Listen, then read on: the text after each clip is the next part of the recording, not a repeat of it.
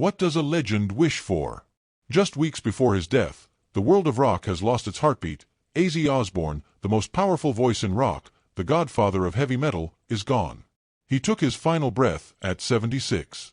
And with it, a chapter of music history closed forever. But Ozzy, he was never just a musician. He was a storm. A revolution. A man who turned chaos into a kingdom and ruled it with fire. His passing sent a tidal wave of grief through generations.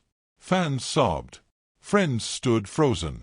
And his family, for them, it was as if time stopped cold. But the Prince of Darkness didn't fade quietly. He left like he lived, loud, fearless, unforgettable. In those final weeks, he made a request so raw, so unexpected, even those closest to him didn't see it coming. His soul was clinging to one last dream. And only Sharon, the love of his life, could make it happen. Before we begin, raise your thumb with us. Not just as a gesture, but as a tribute to honor and remember the Prince of Darkness. The house was quiet in those final weeks. A soft breeze rustled through the curtains of their countryside estate, but inside time seemed to move slower, as if the world was holding its breath. Sharon sat beside him day after day, her hand gently wrapped around his. Ozzy, once the wildest voice in rock, now spoke in low tones, not because he had nothing to say, but because his body simply couldn't keep up with his thoughts anymore. Parkinson's was merciless. It crept through his body like a thief in the night, robbing him of strength, control, and movement. It was cruel, brutally unfair. The same man who once leapt across stages in a blaze of black leather and lightning riffs now needed help just to sit up. Some days he could barely lift a spoon. In a rare moment of candor, he once admitted the past 4 years have been sheer hell for me. My health has been in a terrible state. Yet even that pain hadn't touched his spirit. His mind, like an old amplifier, still hummed with clarity and power. His wit remained, his timing was perfect. And those eyes still burned with a mischievous spark that once set stadiums ablaze. "This body's broken," he once said with a crooked grin. "But the brain's still partying." Every morning he asked for tea. Not painkillers, not doctors, just tea and Sharon. They would sit together for hours, sometimes in silence, sometimes lost in time. He drifted freely between decades. His childhood in Aston, the bitter cold, the soot-covered streets, the fights, the hunger. He chuckled at the memory of his first gig, terrified, under-rehearsed, and completely electrified. He spoke fondly of Tony, Geyser, and Bill, the brothers of the storm who helped him birth a genre. And then his voice would falter, grow soft, break a little. He'd speak of his children. Kelly with her fiery heart. Jack steady as a rock. Amy so quietly strong. Even the grandkids. "Promise me," he told Sharon one night, voice barely audible. "They'll remember the fire, not the flicker." Sharon bit her lip. She had held this man through addiction, through relapses, through nights of chaos and brilliance. She had seen him destroy himself and build himself back again, but never like this, never so physically diminished, yet so soulfully alive. The body was quitting, but the man inside was not. Then came the moment she would never forget. It was late June 2025.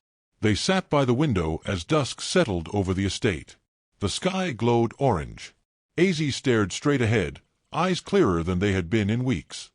He turned slowly to her and whispered, "I don't want them to remember a man in a wheelchair. I don't want to be their sadness. I want to give them one last roar. Where it all began." It wasn't just a request. It was a plea. A vow. A final act of rebellion from a man who had spent his life defying gravity. Sharon didn't cry. Not then. She simply nodded. She had one job now. To turn that dying wish into something immortal. The next morning, she started making calls, quiet ones, strategic ones. Ozzy could barely stand, let alone tour. But maybe, just maybe, for one night, in one place, she could give him back his fire. Could a broken body still command a stage? Could the Prince of Darkness rise? Again one final time? She didn't know, but she was going to find out. Because behind the failing body was still Ozzy, still fire, still thunder, and his final dream was now hers to carry. For over 4 decades, Sharon Osbourne had been more than a wife.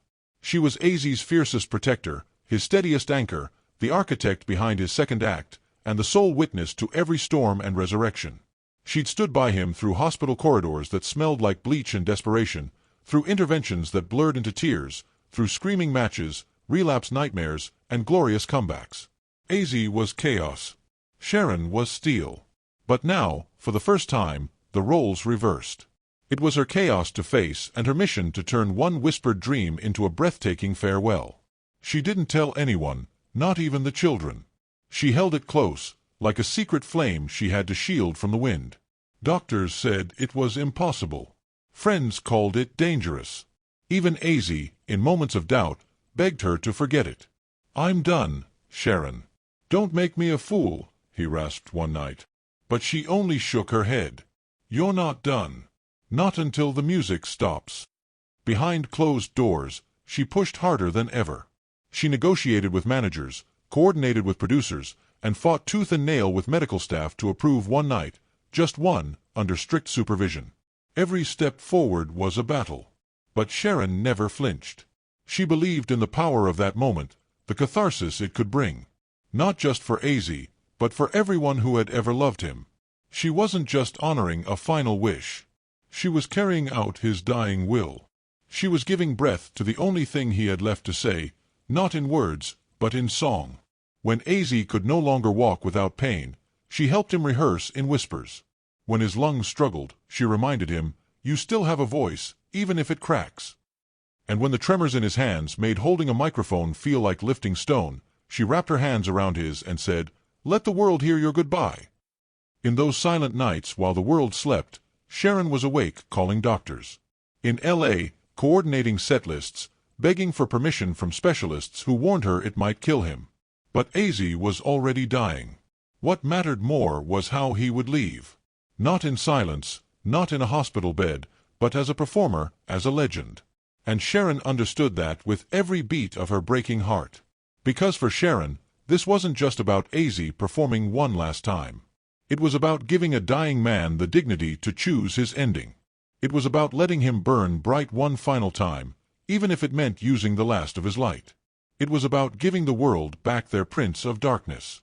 Not as a patient, not as a ghost of who he once was, but as a storm that could still shake the heavens. She reassembled his old crew. She chose the stadium. She handled every camera angle, every firework, every second of that night with the precision of a general and the heart of a grieving wife. And she kept it a secret. Not because it was a surprise, but because it was sacred. Her final gift wasn't just a concert. It was a resurrection, a goodbye wrapped in thunder, a requiem of power and pain. And when she finally stood before him days before the show, holding the full plan in trembling hands, her voice didn't break. "It's happening July 5th. Birmingham, your night, your roar, one last time, Ozzy." And in his weary eyes, through the veil of exhaustion and years of agony, there was a flicker of something almost holy, a man ready to die, but only after singing his soul out one last time. But to understand why that final performance mattered so deeply, you have to go back to where it all started. Because Ozzy Osbourne's final wish wasn't just about singing. It was about reclaiming a life that had once been broken and rewriting its final verse with triumph. His story, raw, brutal, and defiant, was never about fame. It was about survival through sound. Born as John Michael Osbourne on December 3, 1948 in Aston, a tough working-class neighborhood of Birmingham, Ozzy grew up surrounded by poverty, soot, and the relentless clang of factories. His home had no luxuries. His family scraped by. At school, he struggled not just with academics, but with bullying, self-worth, and an undiagnosed dyslexia that left him feeling lost. At 17, he found himself behind bars for burglary, sleeping on concrete floors, believing he had no future. Society had all but written him off. And yet, in the middle of all that darkness, he heard music. He didn't just hear it, he clung to it like a lifeline. Music wasn't an escape. It was oxygen. Then came 1968. With Tony Iommi, Geezer Butler, and Bill Ward, Ozzy formed Black Sabbath, a band that would not just change music, but history. Their debut album in 1970 sounded like nothing else before. Heavy, ominous, primal. Critics dismissed it. But the youth of a disillusioned generation heard something real. The pain, the chaos, The raw truth in Ozzy's voice gave heavy metal its soul. Sabbath wasn't just a band. It was a voice for the outcasts, the broken, the misunderstood. And Ozzy, he became their prophet. Paranoid, War Pigs, Iron Man, these weren't just songs. They were battle cries for kids who felt invisible. But even as he soared, the chaos within Ozzy never truly quieted. His demons chased him, clawed at his fame. By 1979, he was fired from Sabbath for substance abuse and erratic behavior. Most thought that was the end, but Ozzy had a way of rewriting endings. In 1980, with the help of Randy Rhoads and a new band, he released Blizzard of Oz, an album that didn't just save his career, it transformed him into a solo legend. Crazy Train became an anthem. Mr. Crowley, a gothic masterpiece. Diary of a Madman proved that he wasn't just surviving, he was dominating. His voice, unlike any other in rock, carried both madness and melody, anguish and awe. He toured relentlessly. He stumbled. He relapsed. He broke down and got back up. And always, the music was there. In 1991, No More Tears reminded the world of his lyrical depth and vocal power. In 1992, Mama, I'm Coming Home became one of the most heartfelt ballads in metal history. A love letter not just to Sharon, but to the idea of redemption. He won Grammys. He was inducted into the Rock and Roll Hall of Fame, both with Sabbath and as a solo artist.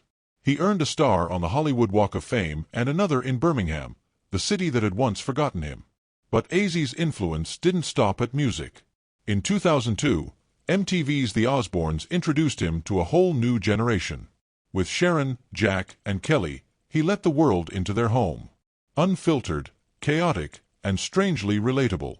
Viewers saw not just the Prince of Darkness, but a forgetful, funny, tender father who stumbled through domestic life. It was raw. It was hilarious. It was revolutionary. Ozzy became more than a rock star. He became a cultural icon. And through all of it, the awards, the accolades, the headlines, one thing remained constant. He never stopped singing. Not after the falls, the surgeries, the tremors, the diagnosis. Not even after he publicly revealed his battle with Parkinson's in 2020. The past 4 years have been sheer hell for me. My health has been in a terrible state, he said in a deeply honest interview. But even then, he didn't stop. In 2022, he released Patient No. 9, proving once again that he could still dominate charts and hearts. Ozzy Osbourne's legacy isn't just in his records. It's in the millions of misfits he gave hope to. It's in every kid who felt unseen and heard their rage and sorrow in his scream. It's in the generations of musicians who owe their sound, their fire, their rebellion to the man from Birmingham who refused to go quietly. His music didn't just entertain. It rescued. It empowered. It endured. That's why when he asked Sharon for one final performance, it wasn't just nostalgia. It was a sacred ritual. It was the final beat of a heart that had roared through 5 decades. It was a man who had given everything to the stage, asking just once more to let the stage give something back. And when that night finally came and 40,000 fans raised their hands in the air, when the first chords of Mama, I'm Coming Home echoed across Villa Park, it wasn't just music. It was history. It was legacy. It was the final note of a life that had turned pain into power, noise into meaning, and metal into something immortal. As the world unknowingly approached Ozzy Osbourne's final curtain, one city stood at the center of it all. Not New York, not Los Angeles, but Birmingham, his hometown, his birthplace, and the cradle of heavy metal. Birmingham didn't just remember Ozzy. It embraced him. It opened its arms, its streets, and its soul to give him the kind of farewell only a city can give its most legendary son. Sabbath, a sweeping months-long tribute that transformed the industrial city into a living monument to its most iconic voice. From May to July 2025, Birmingham pulsed with music, murals, and memories. Ozzy wasn't just celebrated, he was sanctified. The tributes were everywhere. Banners of Ozzy's face fluttered from lamp posts. Murals covered entire buildings, capturing his on-stage fire and off-stage charm. But one act, one gesture towered above the rest. The renaming of one of the city's central bridges to the Osbourne Bridge. It wasn't just a bridge anymore. It was a passageway between past and future, between a troubled boy from Aston and the immortal icon he became. There, beneath the newly unveiled sign, fans gathered, snapping photos, lighting candles, leaving handwritten letters. A nearby bronze statue sculpted with painstaking detail captured Ozzy mid-performance, mouth open in defiance, hands raised in triumph. This wasn't just a tribute. It was a city's reckoning with its own history. Birmingham had once been a place Ozzy ran from. A town that didn't understand him, that branded him a delinquent, a dropout. But now, in his final weeks, it was the city that rose up to hold him, honor him, and unknowingly prepare to mourn him. Local radio stations played Sabbath classics daily. Schools introduced music programs that studied his work. Even city buses flashed, "Thank you, Ozzy," across their LED signs. And then came the fans. They arrived in waves from across the UK, from the US, from South America, from Europe. Some drove for days. Others flew thousands of miles. They came with tattoos, with vinyl records, with leather jackets covered in patches. Elderly fans leaned on canes holding original pressings of Paranoid. Teenagers wore freshly inked Crazy Train lyrics down their arms. Families arrived in Ozzy t-shirts. 3 generations standing shoulder to shoulder. Some of them crying before they even reached the concert gates. Villa Park, the sacred ground chosen for the farewell concert, became a pilgrimage site.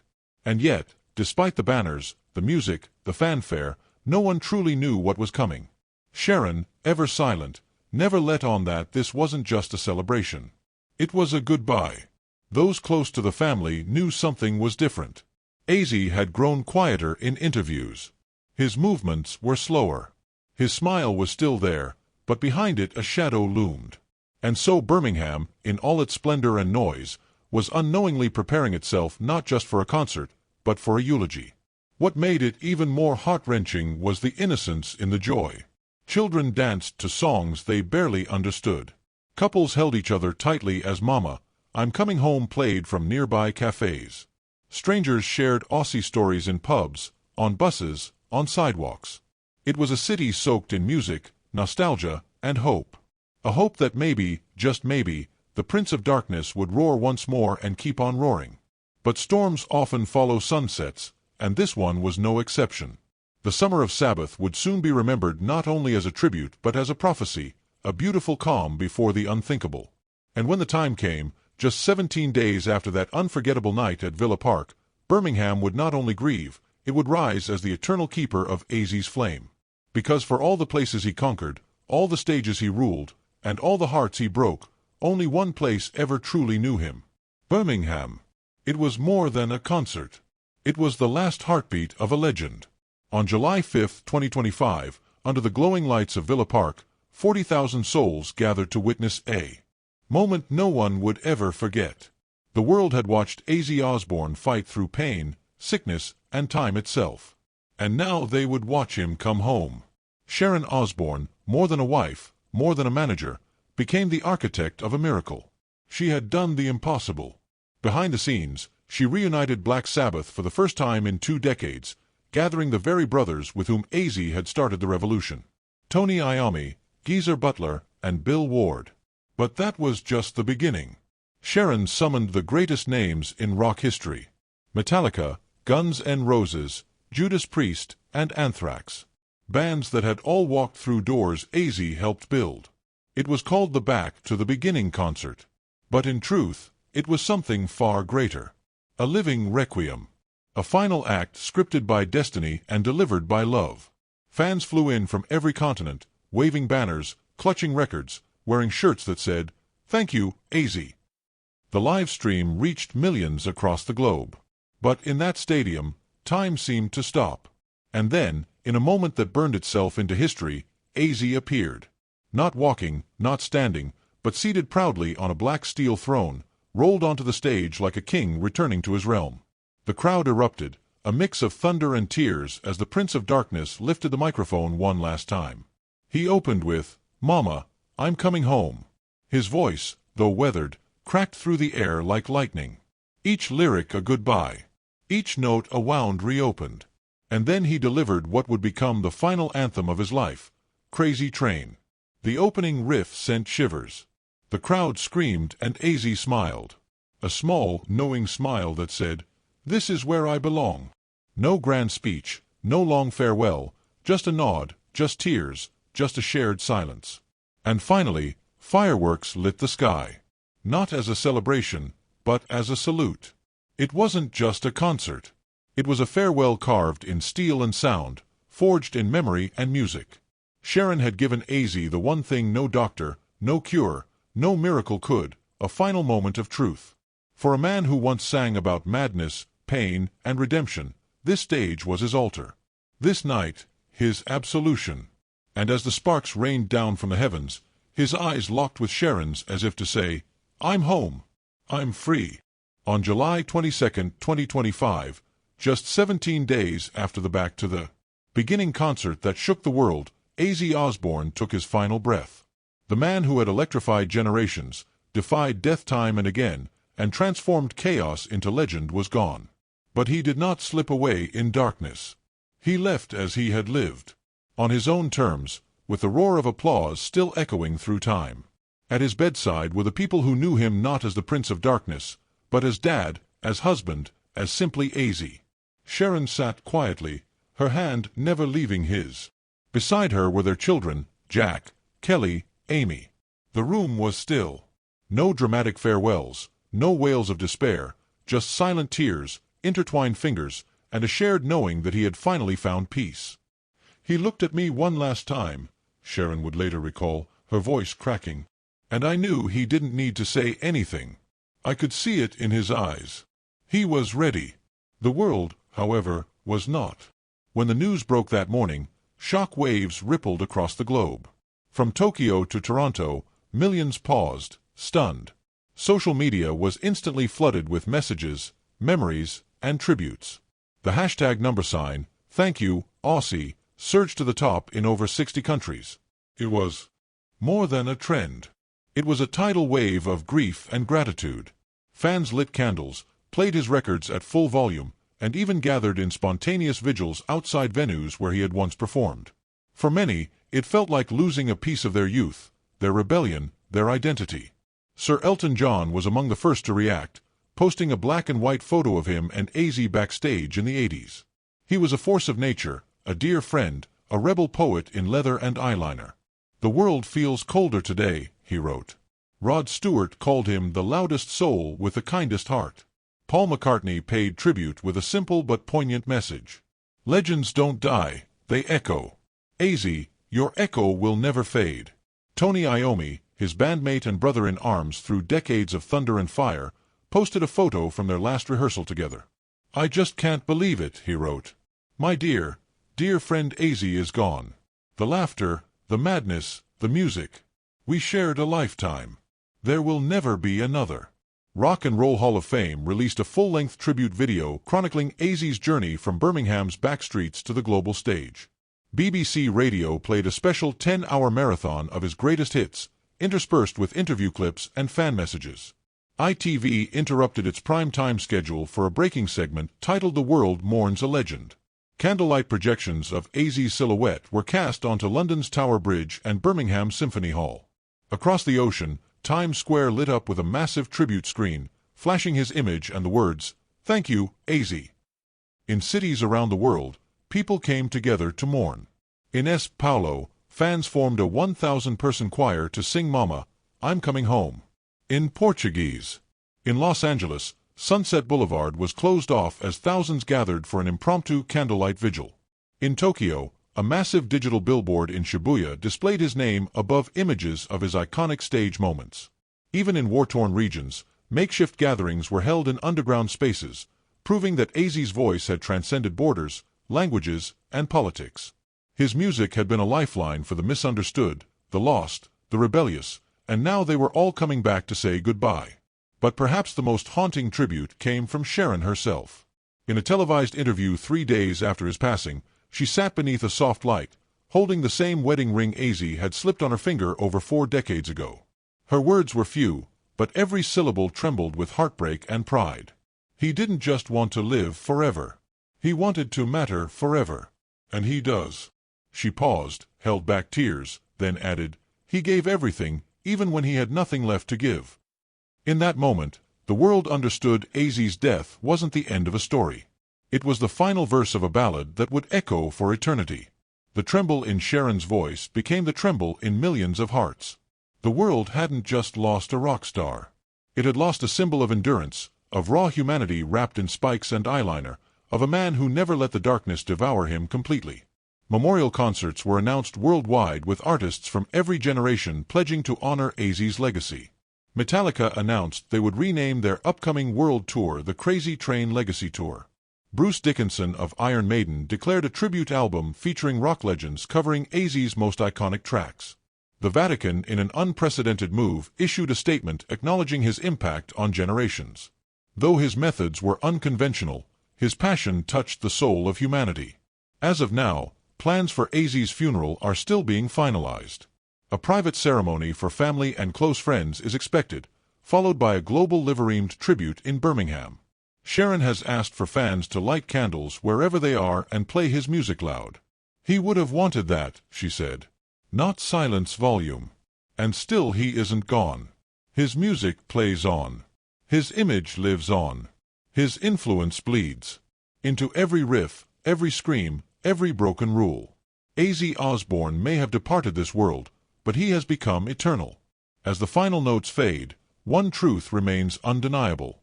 He didn't leave in silence. He left in thunder.